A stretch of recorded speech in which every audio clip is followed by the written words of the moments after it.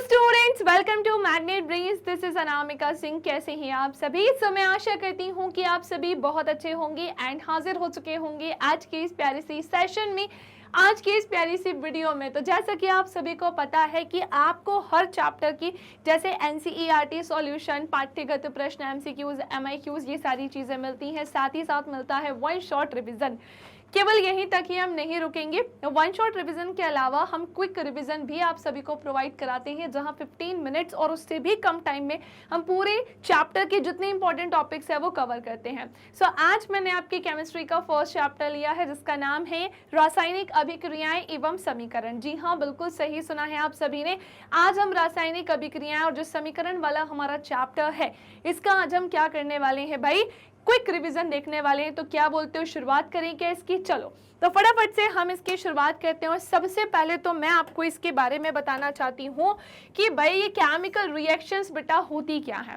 Chemical reactions क्या होती है, बहुत जल्दी से सुनिएगा। अच्छा मुझे एक बात बताइए, आपने सुना होगा कि जब पदार्थ आपस में मिलते हैं तो कई बार हमने सुना है कि वो फिजिकली चेंज होते हैं, वो केमिकली चेंज होते हैं, और कई बार हमने ऐसा भी सुना है कि दोनों ही आधार पर इनमें क्या होता है, परिवर्तन होता है।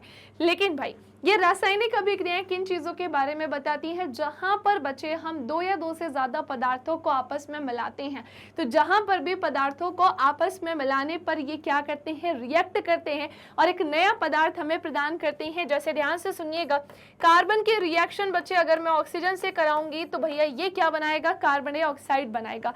एक और बात का ध्यान से सुनिए, एक और बात ध्यान से सुनिएगा कि यहाँ पर कार्बन का अपना एक अलग नेचर है ना।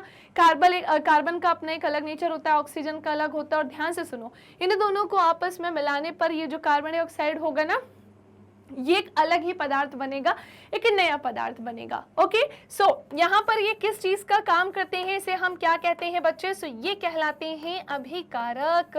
और ये अभिकारक आपस में मिलकर क्या बनाते हैं, यानी ये पदार्थ जो है आपस में मिलकर क्या बनाते हैं बच्चे? तो ये बनाते हैं उत्पाद, जिसे इंग्लिश में हम क्या बोलते हैं बेटा, प्रोडक्ट बोलते हैं।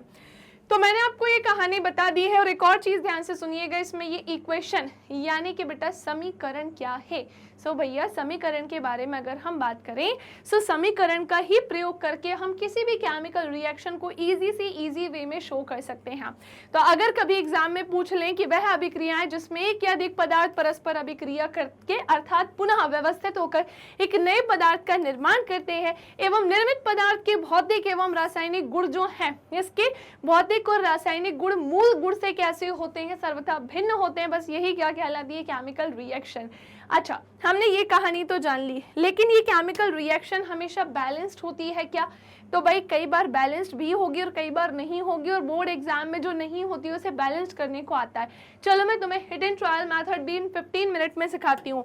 हिट एंड ट्रायल मेथड के लिए मैंने तुम्हारी एनसीईआरटी का एक छोटू सा जो है इक्वेशन ली है। पहले तो हम चेक करते हैं कि ये बैलेंस्ड है या नहीं है, जिसके लिए आपको एलएचएस आरएचएस देखना होगा।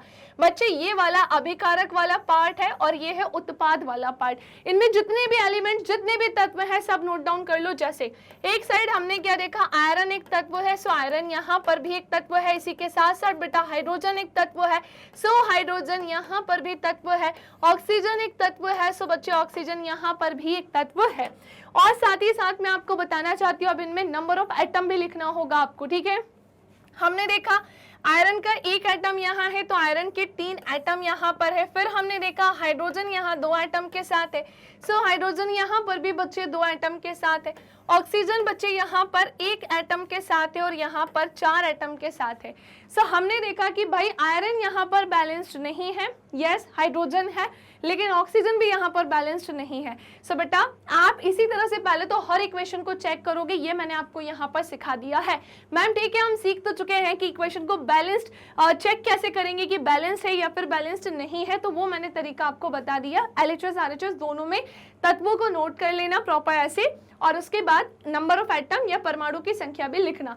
अब भाई जो बैलेंस्ड नहीं है उसे बैलेंस करो, जिसके बेटा सबसे ज्यादा एटम होंगे ना, उस वाले एलिमेंट को सबसे पहले हम बैलेंस करेंगे। जैसे हमारे सामने है ऑक्सीजन, यहाँ 4 है, यहाँ पर 1 ही एटम है। तो देखो भाई या तो तुम्हें 1 को 4 बनाना होगा या तो 4 को 1। तो बेटा बड़ी संख्या तो छोटी नहीं हो सकती, तो हम छोटी को बड़ी कर देते हैं 4 से मल्टीप्लाई करके।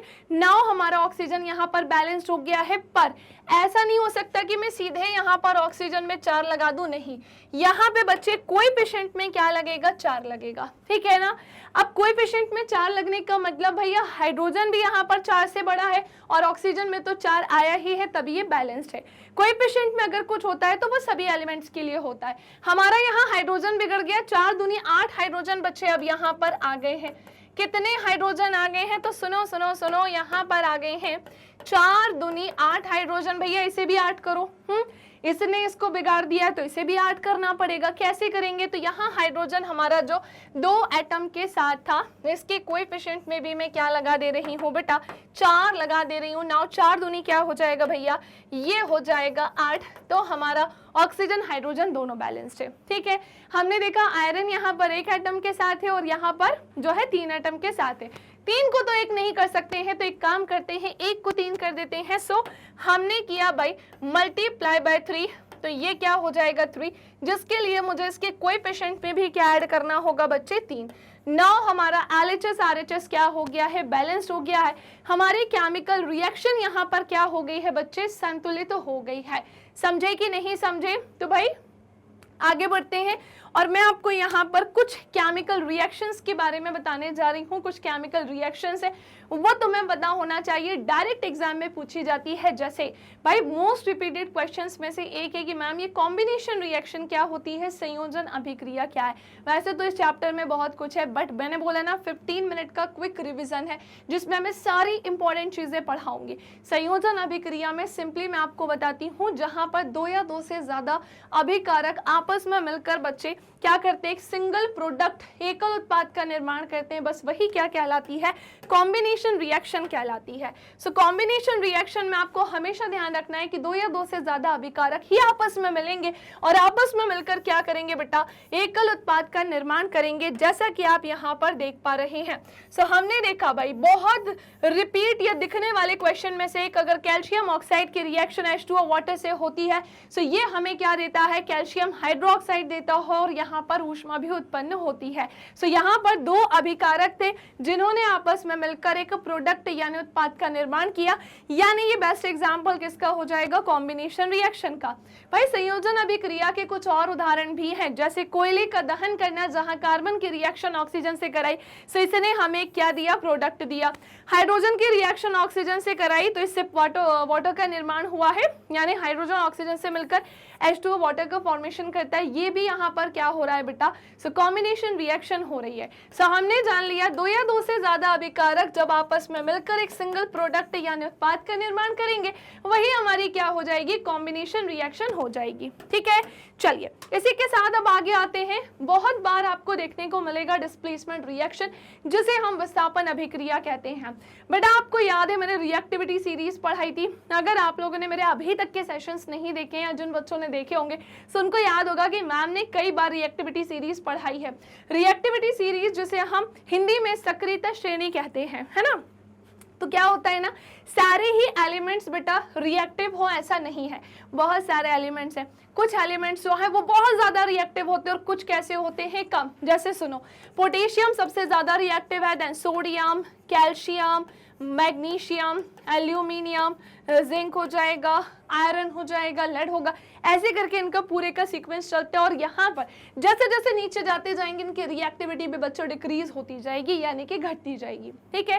अब होता ये है कि भाई डिस्प्लेसमेंट रिएक्शन में जो ज्यादा रिएक्टिव एलिमेंट होता है वो कम रिएक्टिव एलिमेंट को अपने प्लेस से डिस्प्लेस्ड कर देता है, यानी कि जब किसी यौगिक में मौजूद कम क्रियाशील तत्व को किसी और तत्व की वजह से हटा दिया जाता है और उसका स्थान ले लिया जाता है, तो इसे विस्थापन अभिक्रिया कहते हैं। जैसे सुनो, हमने देखा कि भैया आयरन के रिएक्शन जब कॉपर सल्फेट से कराते हैं तो ये तो आयरन सल्फेट बन गया। रीजन भाई तुम देखो कि आयरन यहाँ पर है, कहीं कॉपर दिखा क्या, नहीं, कॉपर इसके नीचे आएगा, यानी कि आयरन कॉपर की तुलना में ज्यादा रिएक्टिव है। तो आयरन कॉपर से कहता है तुम जहां हो वहां मुझे होना चाहिए, चलो चलो तुम हटो यहाँ से। सो आयरन कॉपर को उसके प्लेस से हटा देता है, तो यहाँ पर इसलिए आयरन सल्फेट बनता है और कॉपर अलग हो जाता है। और सुनो ध्यान से, जिंक की रिएक्शन कॉपर सल्फेट से होगी। अगेन जिंक कॉपर की तुलना में क्या है, ज्यादा रिएक्टिव है, तो ये क्या करेगा, कॉपर को उसके प्लेस से हटा के जिंक सल्फेट बनाएगा और कॉपर को अलग कर देगा। ऐसे ही अगर लेड की रिएक्शन किससे होती है, कॉपर क्लोराइड से होती है, तो ये लेड क्लोराइड बनाता है और कॉपर को अलग कर देता है। सो डिस्प्लेसमेंट रिएक्शन सिंपली हमने जाना, ज्यादा रिएक्टिव मेटल जो है, एलिमेंट जो है, वो कम रिएक्टिव एलिमेंट को अपने साथ से क्या कर देगा, विस्थापित कर देगा। ओके चलिए भाई, तो हमने दो रिएक्शन यहाँ पर जान ली है। मैम डबल डिस्प्लेसमेंट रिएक्शन में क्या होता है, अरे भाई जिनमें अभिकारकों के बीच आयनों का आदान प्रदान होता है। बच्चे यहाँ पर जो आयंस जो हैं उनमें क्या हो रहा है, आदान प्रदान हो रहा है। सो जहां पर भी आयनों का आदान प्रदान होता है, सो उसी को हम क्या बोलते हैं बेटा, डबल डिस्प्लेसमेंट रिएक्शन बोलते हैं।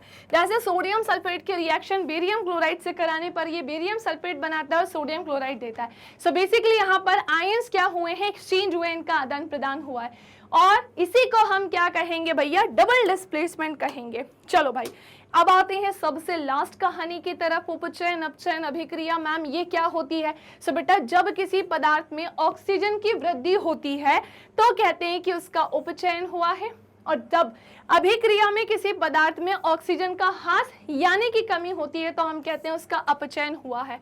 हमने देखा है कि यहाँ पर ऑक्सीजन का ह्रास हो रहा है यानी ऑक्सीजन की कमी हो रही है, यानी यहाँ अपचयन हो रहा है, और यहाँ पर ऑक्सीजन की वृद्धि हो रही है, सो हम इसे क्या बोलेंगे, उपचयन। ये दोनों आपस में मिलकर रिडॉक्स रिएक्शन कहलाती हैं, जहाँ पर उपचयन अपचयन दोनों हो रहा, उसी को हम रिडॉक्स रिएक्शन के नाम से भी जानते हैं। सो उम्मीद करती हूँ कि भाई मैंने जितनी भी केमिकल रिएक्शंस आपको बताई हैं वो सब आपको अच्छे से क्लियर हो गई होगी। एक बार अगेन इसमें भी मैं छोटू सा रिविजन करवा देती हूँ कि रासायनिक अभिक्रियाएं क्या होती हैं। तो मैंने आपको बता दिया, जहां दो या दो से ज्यादा पदार्थ आपस में मिलकर एक नए पदार्थ का निर्माण करते हैं, आप समझ जाओ कि वही केमिकल रिएक्शन है। और केमिकल रिएक्शन को अच्छे से समझाने के लिए हम एक प्रॉपर इक्वेशन का यूज करते हैं।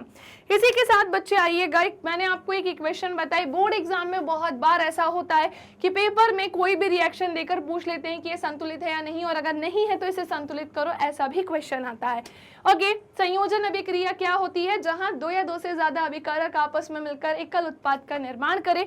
विस्थापन अभिक्रिया में क्या होता है, अधिक अभिक्रियाशील धातु कम अभिक्रियाशील धातु को अपने स्थान से विस्थापित कर देती है। इसी के साथ द्विविस्थापन अभिक्रिया में अभिकारकों के बीच में आयनों का आदान प्रदान होता है, और उपचयन अपचयन अभिक्रिया में उपचयन में क्या होगा, ऑक्सीजन की वृद्धि होती है, और अपचयन में ऑक्सीजन का ह्रास यानी कि कमी होती है। और एक और सुनो, जाने के पहले एक और रिएक्शन मैं आपको बता देती हूँ, आपको दिखेगी ये वियोजन अभिक्रिया के नाम से। वियोजन अभिक्रिया एक ऐसी अभिक्रिया होती है जहां पर एकल अभिकारक जो है बच्चे वो पता है, हीट की प्रेजेंस में, ऊष्मा की उपस्थिति में, इलेक्ट्रिसिटी के प्रेजेंस में या सनलाइट के प्रेजेंस में दो या दो से ज्यादा उत्पादों में परिवर्तित हो जाता है। इसी को हम क्या बोलते हैं, वियोजन अभिक्रिया कहते हैं। ओके सो भाई दैट्स इट, आज के लिए इतना ही। उम्मीद करती हूँ कि भाई ये क्विक रिवीजन आपको समझ में आ गया होगा, जहां पर हमने मेनली सारे इंपॉर्टेंट टॉपिक डिस्कस किए हैं। कैसा लगा ये वीडियो, इसे लाइक करना, शेयर करना, और हाँ प्यारे प्यारे से कमेंट्स करना नहीं भूलना। So bye bye, take care, thank you class.